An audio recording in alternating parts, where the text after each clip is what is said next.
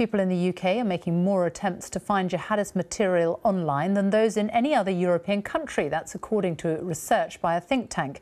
It's been studying extremist content posted by the so-called Islamic State group. Our security correspondent Gordon Carrera reports. Every week, so-called Islamic State churns out on average 100 pieces of propaganda. And even as it faces defeat on the battlefield, in this online war it shows no sign of giving up, seeking to turn people towards violence. This is a whole new domain of warfare, right along with ground, sea, and air, is you now have cyberspace, a new battle space, if you will.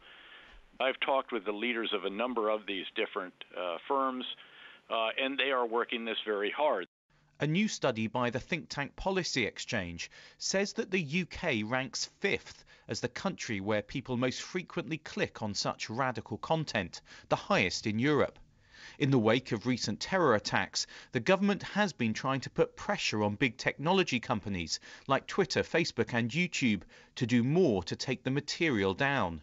And the author of today's report says there is more they could do.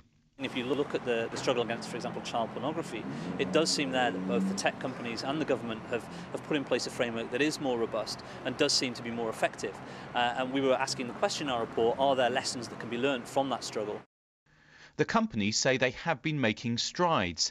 Facebook says it's using new technology to try and take down material and accounts faster. But polling suggests 3/4 of the public think they could do more. And today's report says tougher measures like an independent regulator with the ability to levy fines or even prosecute may be needed. Some experts who work on counter-radicalisation caution that taking down extremist content, though, won't eliminate the problem. I think we all have to do this without simply thinking legislation is the way forward. And I think we need to be more preventative from our communities, from young people, from organisations like ours, for example, who are working with technology companies.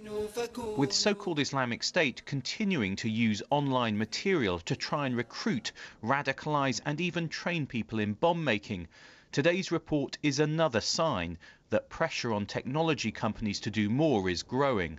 Gordon Carrera, BBC News.